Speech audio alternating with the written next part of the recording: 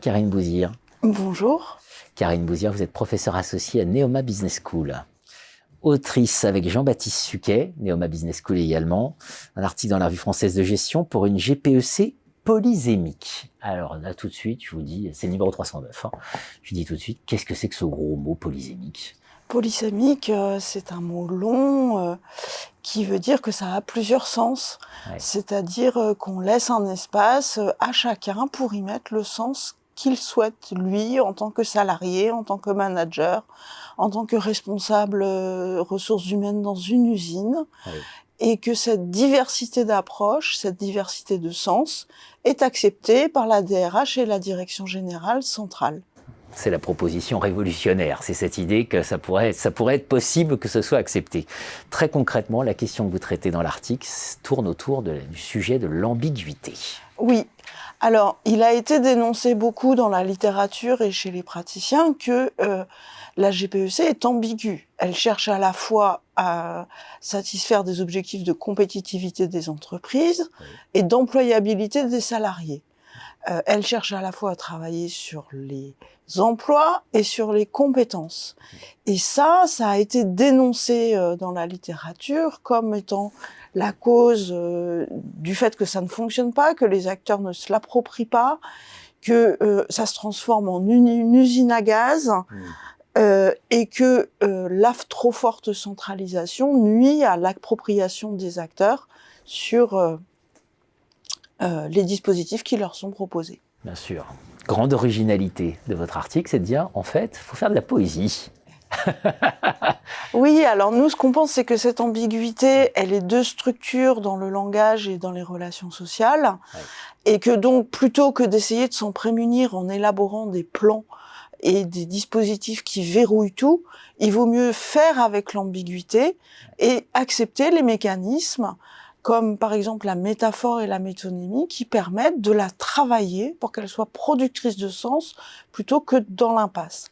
Alors la métaphore, c'est quand un mot vient à la place de l'autre. Oui. La terre est bleue comme une orange. Oui. La métonymie, c'est quand la partie vient pour le tout. Par exemple, l'INSEE parle d'une ville de 1000 feux, ça veut dire 1000 familles, où on prend le foyer de la cheminée comme représentant l'ensemble de la maisonnée et de la famille. Bien sûr. Alors derrière ces concepts se cache Lacan. Alors Lacan, il a théorisé cette incomplétude du social. Ouais. Il a théorisé l'incomplétude du langage et il dit que notre inconscient, notre façon de faire spontanée utilise ces mécanismes de métaphore, de métonymie et de polysémie. Alors évidemment, la question qu'on se pose, c'est être manager, c'est pas faire de la poésie, c'est pas non plus faire de la psychanalyse normalement. Donc qu'est-ce qu'on en tire de ce détour par Lacan pour penser la question de la GPEC ? Ouais. Alors, je suis tout à fait d'accord avec le fait que les managers ou les coachs n'ont pas à faire de psychanalyse. Ouais. Ce qu'on peut retirer de Lacan, c'est des mécanismes qui permettent de faire fonctionner des dispositifs en entreprise sans prétendre à aucun moment psychanalyser les salariés ou les managers. Et ces mécanismes de métaphore et de métonymie, on les a retrouvés dans les accords de gestion prévisionnelle des emplois et des compétences de 4 entreprises qu'on avait étudiées à la demande de la DARES.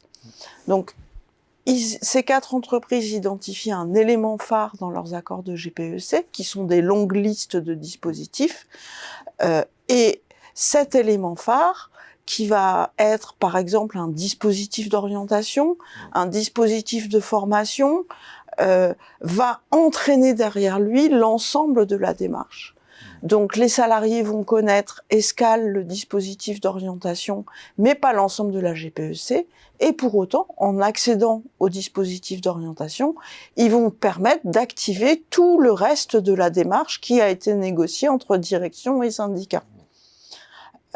Donc l'effet métonymique, c'est que l'élément phare, par exemple le dispositif d'orientation, vient à la place de toute la démarche.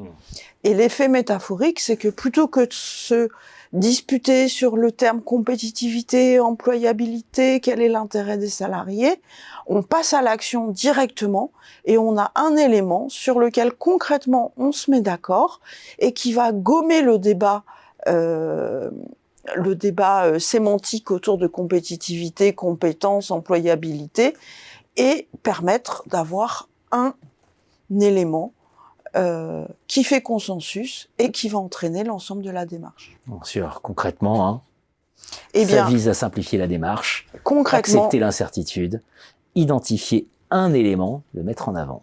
C'est ça vos exactement. grandes propositions. Merci Karine Bouzir. Merci.